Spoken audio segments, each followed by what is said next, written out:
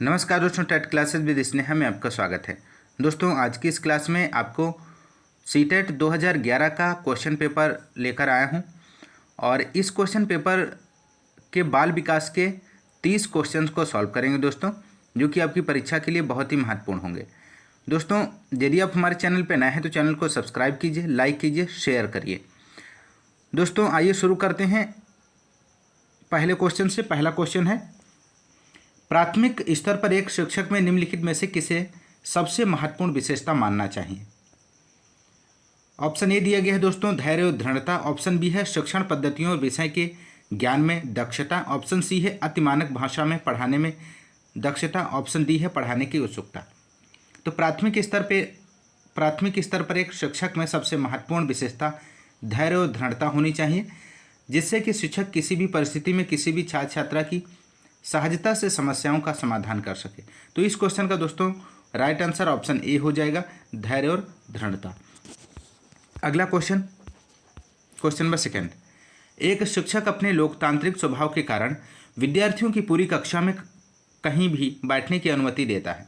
कुछ शिक्षार्थी एक साथ बैठते हैं और चर्चा करते हैं या सामूहिक पठन करते हैं, कुछ चुपचाप बैठकर अपने आप पढ़ते हैं। एक अभिभावक को यह पसंद नहीं आता। इस स्थिति से निपटने का निम्नलिखित में से कौन सा तरीका सबसे बेहतर हो सकता है? पहला ऑप्शन दिया गया है दोस्तों, अभिभावकों को प्रधानाचार्य से अनुरोध करना चाहिए कि वे उनके बच्चे का अनुभाग बदल दें। नेक्स्ट ऑप्शन है, अभिभावकों को शिक्षक पर विश्वास व्यक्त करना चाहिए और शिक्षक के साथ समस्या पर चर्चा करनी चाहिए। ऑप्शन सी है, अभिभावकों को उस विद्यालय से अपने बच्चों को निकाल लेना चाहिए। ऑप्शन डी है, अभिभावकों को प्रधानाचार्य से शिक्षक की शिकायत करनी चाहिए। तो इस क्वेश्चन का दोस्तों राइट आंसर ऑप्शन बी हो जाएगा, अभिभावकों को शिक्षक पर विश्वास व्यक्त करना चाहिए और शिक्षक के साथ समस्या पर चर्चा करनी चाहिए। अगला क्वेश्चन दोस्तों, क्वेश्चन नंबर थर्ड है, वह अवस्था जब बच्चा तार्किक रूप से वस्तुओं और घटनाओं के विषय में चिंतन प्रारंभ करता है। ऑप्शन ए दिया गया औपचारिक संक्रियात्मक अवस्था। ऑप्शन बी है पूर्व संक्रियात्मक अवस्था। ऑप्शन सी है मूर्त संक्रियात्मक अवस्था। ऑप्शन डी है संवेदी प्रेरक अवस्था। तो दोस्तों इस क्वेश्चन का सही जवाब हो जाएगा ऑप्शन सी, मूर्त संक्रियात्मक अवस्था। मूर्त संक्रियात्मक अवस्था में बच्चा किसी वस्तुओं में घटनाओं के विषय में चिंतन प्रारंभ करता है। इस अवस्था का प्रसार 7 से 11 वर्ष होता है। इस अवस्था में बच्चा तार्किक चिंतन और वस्तुओं को समझने योग्य हो जाता है। मनोवैज्ञानिक पियाजे के अनुसार बच्चे में इस अवस्था में प्रमुख 5 योग्यताओं का विकास होता है। पहली योग्यता है संरक्षण, दूसरी है संख्याबोध, तीसरी है क्रमानुसार, चौथी है वर्गीकरण और पांचवी है पारंपरिक संबंध की क्षमता। तो दोस्तों ध्यान रखिएगा, इस क्वेश्चन का थर्ड ऑप्शन सही हो जाएगा। अगला क्वेश्चन नंबर 4, मन का मानचित्रण संबंधित है। मन का मानचित्रण संबंधित है दोस्तों, दिए गए ऑप्शन में से कौन सा ऑप्शन सही होगा?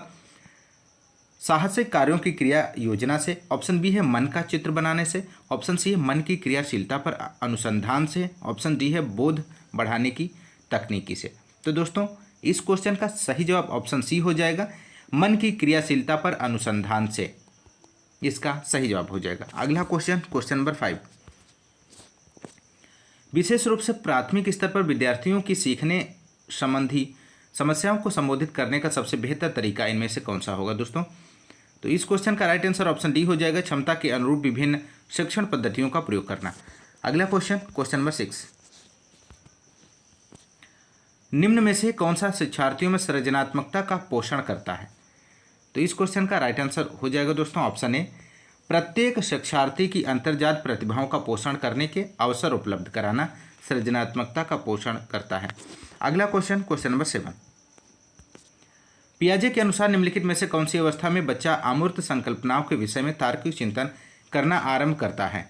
तो इस क्वेश्चन का राइट आंसर हो जाएगा दोस्तों यहाँ पे ऑप्शन ए, इस क्वेश्चन का राइट आंसर हो जाएगा औपचारिक संक्रियात्मक अवस्था। इस क्वेश्चन का सही जवाब हो जाएगा। अगला क्वेश्चन नंबर 8,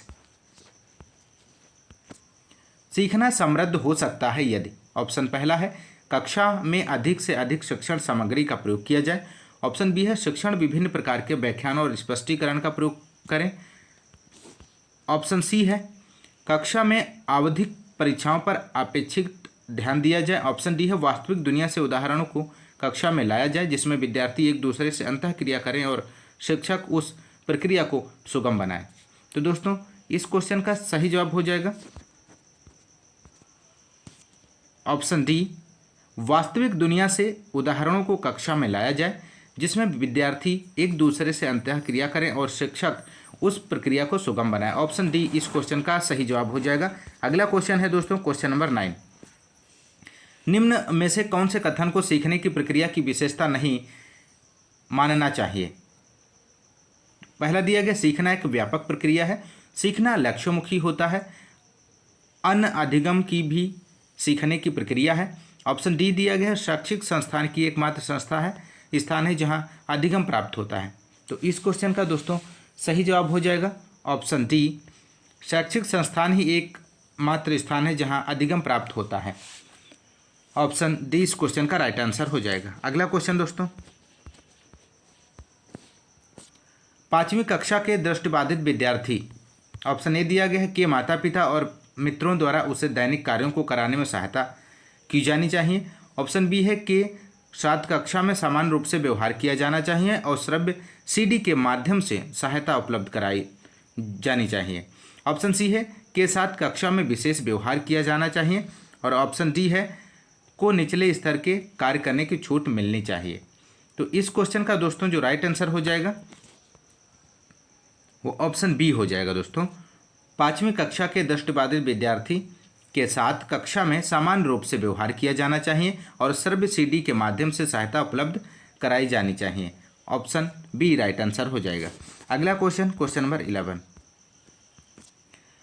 निम्न में से कौन सा बच्चे की सामाजिक मनोवैज्ञानिक आवश्यकताओं के साथ संबंध नहीं है। तो इस क्वेश्चन का राइट आंसर हो जाएगा दोस्तों यहाँ पे ऑप्शन बी, शरीर में अवशिष्ट पदार्थों का नियमित रूप से बाहर निकलना। ऑप्शन बी इस क्वेश्चन का राइट आंसर हो जाएगा। अगला क्वेश्चन क्वेश्चन नंबर 12। वह कौन सा स्थान है जहां बच्चे के संज्ञानात्मक विकास को सबसे बेहतर तरीके से परिभाषित किया जा सकता है। तो इस क्वेश्चन का राइट आंसर ऑप्शन ए हो जाएगा विद्यालय एवं कक्षा का वातावरण या विद्यालय एवं कक्षा का पर्यावरण। अगला क्वेश्चन को एक अभिप्रेरित शिक्षक का संकेतक माना जाता है। किसको एक अभिप्रेरित शिक्षण का संकेतक माना जाता है। तो इस क्वेश्चन का राइट आंसर हो जाएगा दोस्तों यहाँ पे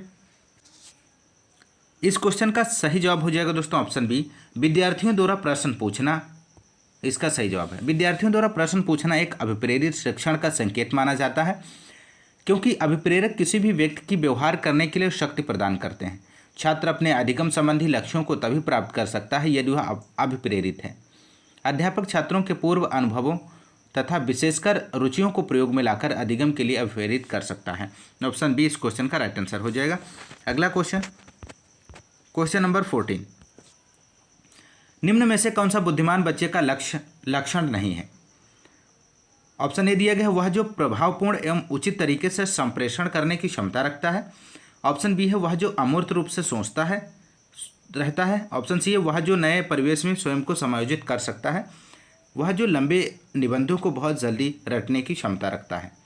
तो दोस्तों इस क्वेश्चन का सही जवाब ऑप्शन डी हो जाएगा, वह जो लंबे निबंधों को बहुत जल्दी रटने की क्षमता रखता है बुद्धिमान बच्चे का लक्षण नहीं है। अगला क्वेश्चन क्वेश्चन नंबर 15। बच्चे दुनिया के बारे में अपनी समझ का सृजन करते हैं, इसका श्रेय किसको जाता है। तो इस क्वेश्चन का राइट आंसर ऑप्शन डी हो जाएगा, जीन पियाजे को जाता है। बच्चे दुनिया के बारे में अपनी समझ का सृजन करते हैं। अगला क्वेश्चन क्वेश्चन नंबर 16। कृतिका अक्सर घर में ज़्यादा बात नहीं करती लेकिन विद्यालय में वह काफ़ी बात करती। यह दर्शाता है कि ऑप्शन ए दिया गया है शिक्षकों की मांग होती है कि बच्चे विद्यालय में खूब बात करें। कृतिका को अपना घर बिल्कुल पसंद नहीं है, उसके विचारों को विद्यालय में मान्यता नहीं मिलती। ऑप्शन डी दिया गया है विद्यालय हर समय बच्चों को खूब बात करने का अवसर देता है। तो इस क्वेश्चन का राइट आंसर ऑप्शन सी हो जाएगा दोस्तों, उसके विचारों को विद्यालय में मान्यता मिलती है। इस क्वेश्चन का सी राइट आंसर हो जाएगा। अगला क्वेश्चन दोस्तों क्वेश्चन नंबर 70।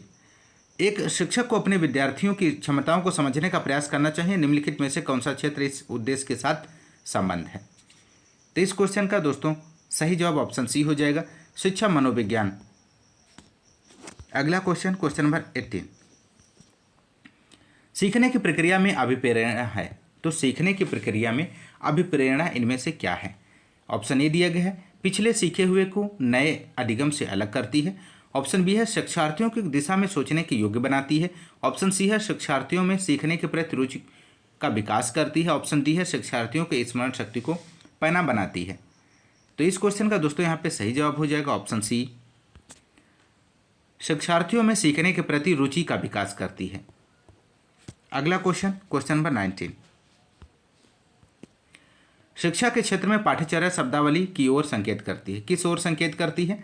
ऑप्शन ए दिया गया है, विद्यालय का संपूर्ण कार्यक्रम जिसमें विद्यार्थी प्रतिदिन अनुभव करते हैं। ऑप्शन बी है, मूल्य प्रक्रिया, मूल्यांकन प्रक्रिया। ऑप्शन सी है, कक्षा में प्रयुक्त की जाने वाली पाठ्य सामग्री।